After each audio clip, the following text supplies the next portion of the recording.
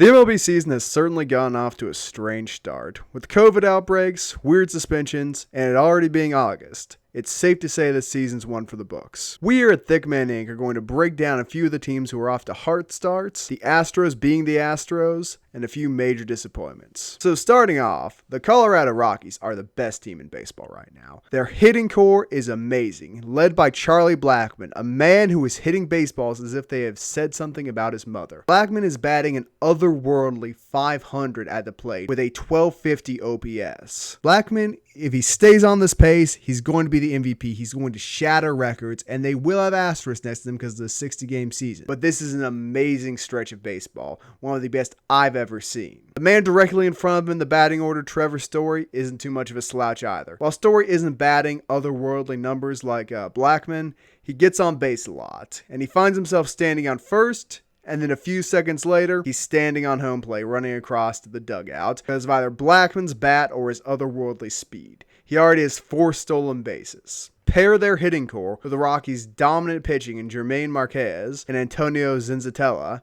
and the Rockies are set to dominate the regular season and make a playoff run. I'm proud of you, Isaiah. That was impeccable pronunciation. I'm built different. And as far as the Rockies being the best team in the MLB, I disagree with that. I think the Yankees are, but I think their success will be sustainable throughout the playoffs. Charlie Blackmon, as they said, otherworldly. Trevor Story, 6 home runs, tied for 5th in the MLB. And Nolan Arenado and Matt Kemp, they haven't even really gotten going yet. And they still have the highest, their team collectively has the highest batting average in the MLB. Marquez, one of the best pitchers in the MLB so far. And they've beaten good teams. They've beaten the A's. They've taken down the Padres. So in the very few games we've seen so far, they've beaten good teams, and it's not like they're just beating up on the dredges of the MLB. Another thing worth mentioning, the Rockies historically have a great home field advantage.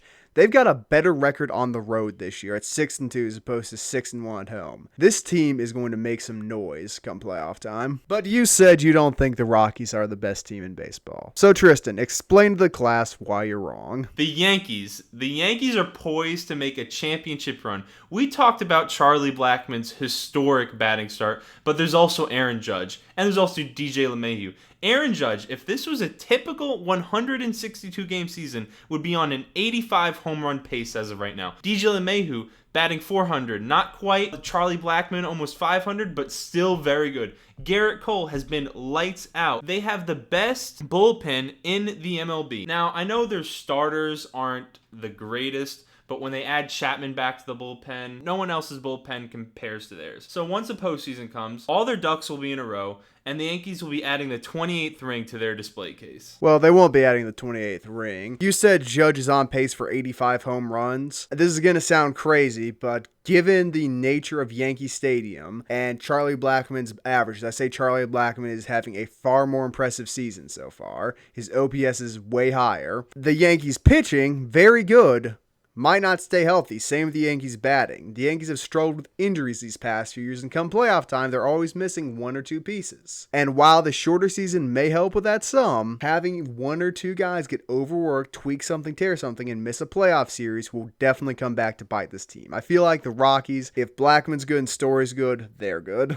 The Yankees, they need everything going for them to win. I mean, going back to your initial thoughts a few weeks ago about the 60-game season, players aren't going to really be getting hurt because they only have to play 60 games. It's so much less than 162 games. Doesn't matter even if the games are played in quicker succession. Is that why half the Yankees rotation was hurt? Not the rotation. The Yankee stars were hurt by All-Star break last year, and Luke Voit was having to take meaningful appearances at the plate. The Yankees get hurt early. The Yankees get hurt often. I'm just reiterating your opinion on the 60-game when season. Aaron Judge, because he's 6'7", hits his head on a door frame and misses a month, you're going to come back to this video and you're going to be weeping. But enough talking about Don't trash Luke Voit. He's got 5 home runs. Hey, good for Luke Voit.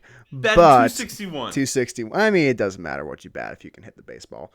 But going on to a team which is underappreciated, a team from a small market, a team that does not have the benefit of playing a mile up in the sky, you have the Oakland Athletics. And the Oakland Athletics have no weaknesses. Sure, they've got a very mediocre at the worst batting order And they don't have any world beaters. They don't have someone doing crazy things with a bat like Judge and Blackman.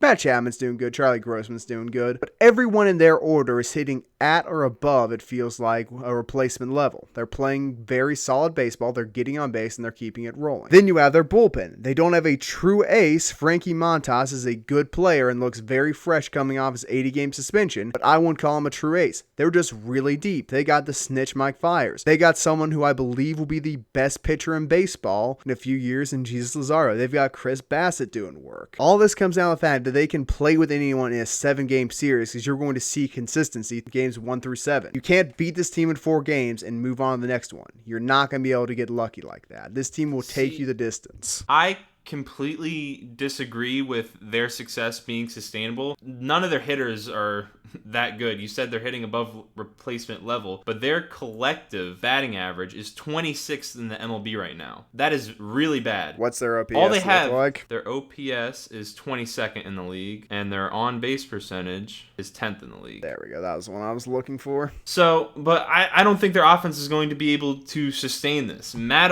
Olson, Matt Chapman are where a lot of their runs are coming from, and Matt Olson is only batting 150. Chris Davis isn't getting his bat going. He still is struggling to return to his 48 home run form from 2 years ago, and even when he's at his best, he doesn't hit for average. I do agree with you that their pitching is phenomenal and is the strength of their team. Frankie Montas is electric with a 1.57 ERA, 22 strikeouts. Only having a pitching rotation, when it comes down to playing teams like the Yankees or other elite offenses like the Rockies, I don't think they're going to be able to hang with them through a 7-game series. Well, you realize that they'll be facing the Yankees if they run into them in the AL Championship Series and the Rockies in the World Series. So those are the two toughest matchups for them, and they're probably not going to run into them because the Yankees always choke in the divisional round. I mean, you can think that all you want, but you're going to be wrong. I mean, if they have to play Houston at some point, that's, the trash cans will be live.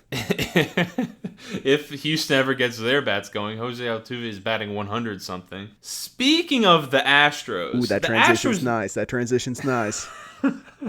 Speaking of the Astros, they never cease to amaze me with events that come from their organization. The biggest takeaway for me is the fact when it doesn't matter, when it's a hitting coach instigating it, they suspend him for 20 games. They don't suspend the players when the whole filming comes out, when batting the trash cans come out, because that will actually affect their team, affect the product they're going to be putting out in the field. Granted, they aren't hitting well this year. Maybe they need a new hitting coach anyway. But I completely support Alex Cintrone getting suspended 20 games. He talked bad about, how do you say his name, Isaiah? How do you say his name, Tristan? You say it Ramon Laureano. Talked bad about his mom. How are you going to talk bad about someone's mom when you know he's going to react negatively? He's barely seen her in the last 10 years when he left the Dominican Republic to come to the United States to play high school baseball and live out his dream. And you're talking about his mom. You know that's going to get him pissed off. The Astros are a joke of an organization. Isaiah, what were your thoughts on Ramon Laureano and Cintrone getting at each other? Well, the coaches have to be the adults in this situation. The players are always going to scrap if given the opportunity, and that's just how it is.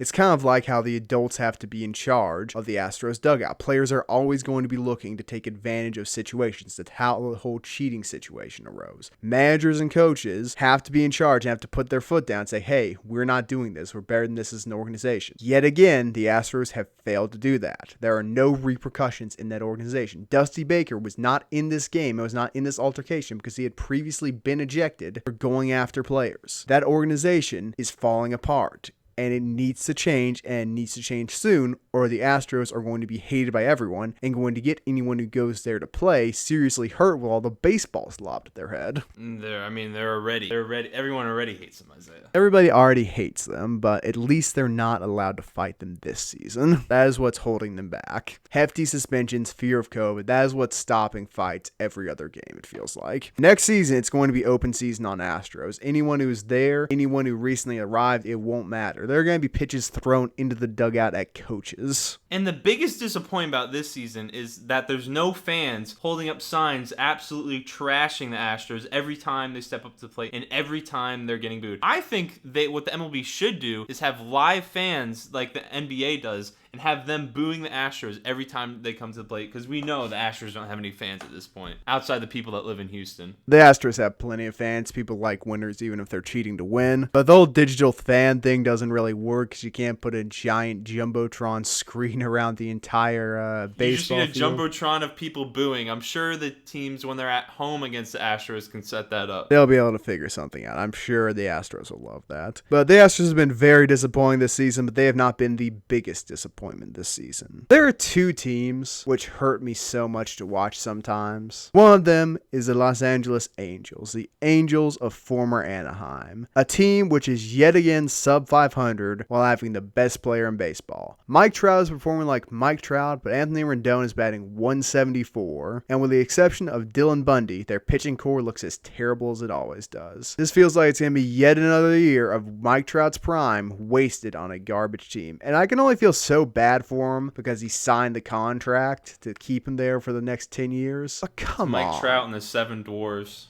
It really is. I thought Rendon was going to be able to help him. That hasn't been the case. Shohei Ohtani hasn't really been doing much to help him either. Isn't he not pitching anymore? He's taking some time off from pitching to rehab from Tommy John, I believe. But he's still hitting, right? He's still hitting. Yeah, he's their DH. But another disappointment is the Atlanta Braves. Specifically, their pitching core. The Braves lost Mike Soroka, the man who was performing like a Cy Young frontrunner for the first 3 games of the season, to a knee injury. He's gone. There's no more ace in the Atlanta bullpen. They've also designated Sean Newcomb and Mike Folnutzik. For the love of God, I can't say that name. We'll flash it up on the screen, see if you can say it in the comments below. They've both been designated for assignment for how terrible they are. Designated for assignment, for those of you who don't know, basically means they get 10 days for a team to trade for them. If they're not traded, they're cut. But unless something changes, unless there's a trade, their pitching core is going to be awful yet again and going to spell doom for the Braves come playoff time. But that has been our show. Let us know what you think down in the comment section below. Tell us how organized and well executed this video was, and we'll like your comments. And be sure to check us out on Instagram and Twitter. Subscribe. We're on the grind to 50 subscribers, 6 away. And check out our last skit on Rob Manfred. I'm sure you'll enjoy it.